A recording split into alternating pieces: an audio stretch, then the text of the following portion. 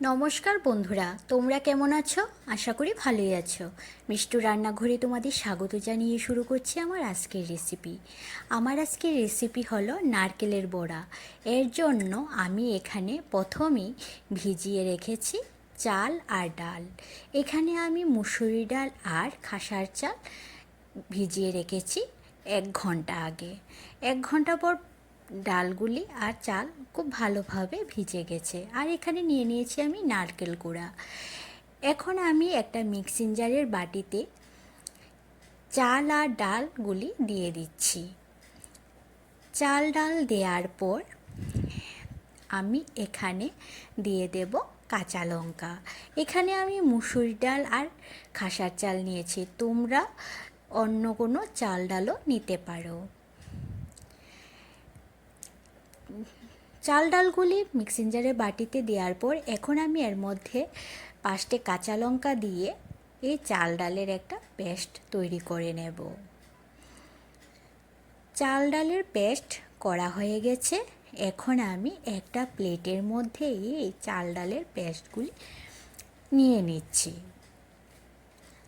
চাল ডালের পেস্ট প্লেটে নেওয়া হয়ে যাওয়ার পর এখন আমি এর মধ্যে দিয়ে দেব কোরানো নারকেল। এখন আমি এর মধ্যে নারকেল কোড়া দিয়ে দিয়েছি। এরপর এর মধ্যে দিয়ে দেব পরিমাণ মতন হলুদ গুঁড়ো। এখানে আমি 1/2 চামচ হলুদ গুঁড়ো দিয়েছি। আর দিয়ে দেব পরিমাণ মতো নুন। এখানে আমি 1/2 চামচ নুন দিয়েছি। নুন হলুদ দেওয়ার পর এখন আমি এই নারকেলটা চাল ডালের পেস্টের সাথে খুব ভালোভাবে মেখে নেব। নারকেলটার মধ্যে আমি পেঁয়াজ কুচি দেব। এর জন্য এখানে একটা পেঁয়াজ কুচি করে দিয়ে দিচ্ছি। এই নারকেলের বড়ার মধ্যে এই পেঁয়াজ কুচিটা তোমরা অবশ্যই দেবে। এই পেঁয়াজ কুচি দেওয়ার কারণে নারকেলের বড়ার স্বাদটা আরও দ্বিগুণ বেড়ে যায়। পেঁয়াজ কুচি দেওয়ার পর এখন আমি এই নারকেল মাখাটা খুব ভালোভাবে মেখে নেব। মাখাটা আমার হয়ে গেছে। এখন আমি বড়াগুলি বানিয়ে নেব। বড়াগুলি বানানোর জন্য আমি গ্যাসে একটা ফ্রাই প্যান বসিয়ে দিয়েছি। দিয়ে দিলাম এখানে সাদা তেল।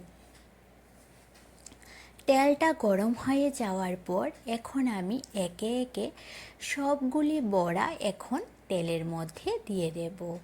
ছোট ছোট করে আমি এই নারকেলের বড়াগুলি তেলের মধ্যে দিয়ে দিচ্ছি।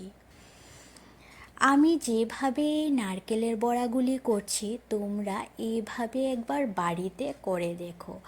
গরম ভাতের সাথে এই বড়া হলে তো আর কোনো কথাই নেই, পুরো ভাত নিমিষেই শেষ হয়ে যাবে। নারকেলের বড়াগুলি আমি একে একে সবগুলি তেলের মধ্যে দিয়ে দিচ্ছি। এই নারকেলের বড়াটা করার সময় তোমরা চাল আর ডাল দুটোই নেবে।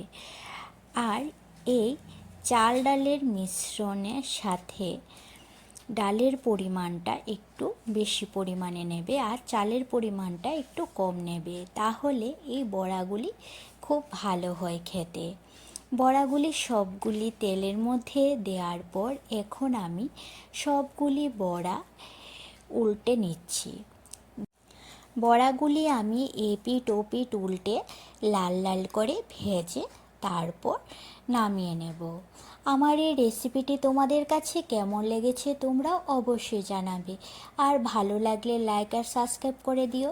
আমার ফেসবুক পেজ মিষ্টু রান্নাঘর, এই পেজটি ফলো করে দিও। ফেসবুক পেজের লিঙ্ক আমি ডেসক্রিপশানে দিয়ে দিয়েছি। সবগুলি বড়া আমার উল্টানো হয়ে গেছে। এখন আমি লাল লাল করে ভেজে তারপর বড়াগুলি নামিয়ে নেব। বড়াগুলি আমার ভাজা হয়ে গেছে।